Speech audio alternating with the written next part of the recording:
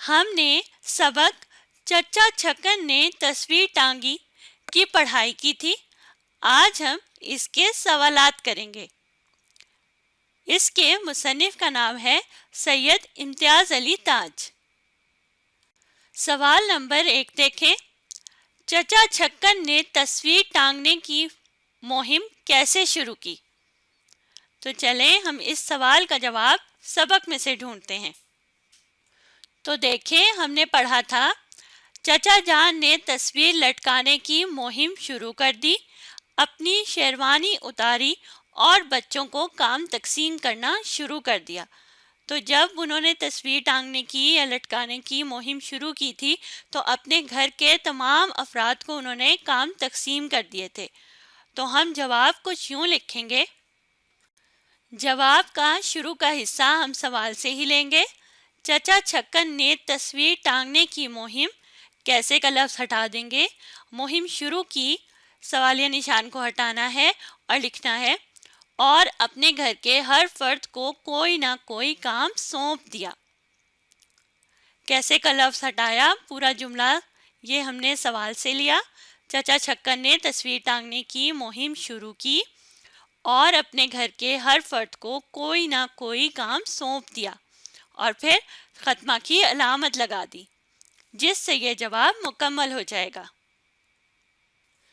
اب باری ہے سوال نمبر 2 کی۔ گھر والے رومال کس لیے ڈھونڈ رہے تھے؟ تو ہم نے سبق میں کیا پڑھا تھا، چلیں تلاش کرتے ہیں۔ تو دیکھیں ہم نے سبق میں پڑھا تھا چچا چھکن شرمندہ شرمندہ سی شکل بنائے سیڑھی سے اتر آئے اور شیشے کی کرچیوں کا معائنہ کرنے لگے۔ اتفاق سے شیشہ ان کی انگلی میں چبھ گیا اور خون بہنا شروع ہو گیا۔ تو شیشہ ان کی انگلی میں چبھ گیا تھا، خون بہنا شروع ہوا۔ خون روکنے کے لیے رومال کی ضرورت تھی۔ تو رومال کی ضرورت کیوں تھی؟ کیونکہ ان کا خون نکل آیا تھا شیشہ چبھنے کی وجہ سے۔ تو ہم جواب میں لکھیں گے چچا چھکن کی انگلی میں شیشہ چبھ گیا تھا اور خون نکلنے لگا۔ خون روکنے کے لیے رومال کی ضرورت تھی، اس لیے گھر والے رومال ڈھونڈ رہے تھے۔ سوال میں ہم کس کا لفظ ہٹا دیں گے اور آخر میں لکھیں گے اس لیے گھر والے رومال ڈھونڈ رہے تھے، اور پھر سوالیہ نشان کو ہٹا کر جواب میں خاتمہ کی علامت لگا دیں گے۔ اب بڑھتے ہیں سوال نمبر 3 کی جانب۔ چچا چھکن کے بچے کو چوٹ کیسے لگی؟ تو چلیں اس سوال کا جواب ہم سبق میں سے تلاش کرتے ہیں۔ تو اس پیراگراف میں دیکھیے ہم نے پڑھا تھا خدا خدا کر کے تصویر لگانے کی جگہ پسند آئی، کیل پکڑی، ہتھوڑا بلند کیا اور میخ پر ضرب لگائی۔ خدا کا کرنا نشانہ خطا ہو گیا، ہتھوڑا سیدھا ہاتھ کے اوپر جا لگا، ایک تیز سی آواز کے ساتھ ہاتھ سے ہتھوڑا چھوٹ گیا جو نیچے کھڑے بچے کے پاؤں پر جا گرا۔ بچے کا رونا پیٹنا اور چیخنا چلانا شروع ہو گیا۔ تو جواب کیا ہوگا؟ بچے کے پاؤں پر ہتھوڑا لگ گیا تھا جس کی وجہ سے اسے چوٹ آئی تھی۔ تو ہم جواب کچھ یوں لکھیں گے، کیل لگاتے ہوئے چچا چھکن کے بچے کے پاؤں پر ہتھوڑا گر گیا تھا جس کی وجہ سے بچے کو چوٹ لگی۔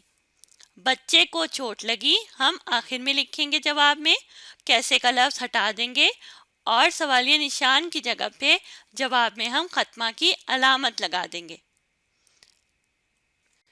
اب باری ہے سوال نمبر 4 کی۔ شیروانی کہاں سے ملی؟ سبق کے اس حصے میں دیکھیے، بولتے بولتے چچا کرسی سے اٹھے تو کیا دیکھتے ہیں کہ خود ہی شیروانی کے اوپر بیٹھے تھے۔ تو جواب ہوگا کہ شیروانی اسی کرسی سے ملی جہاں چچا چھکن بیٹھے تھے۔ تو جواب کا کچھ حصہ ہم سوال سے ہی لیں گے۔ شیروانی کہاں کا لفظ ہٹا دیں گے اور لکھیں گے اسی کرسی سے ملی، سوالیہ نشان کو ہٹائیں گے اور لکھیں گے جس پر چچا چھکن بیٹھے تھے۔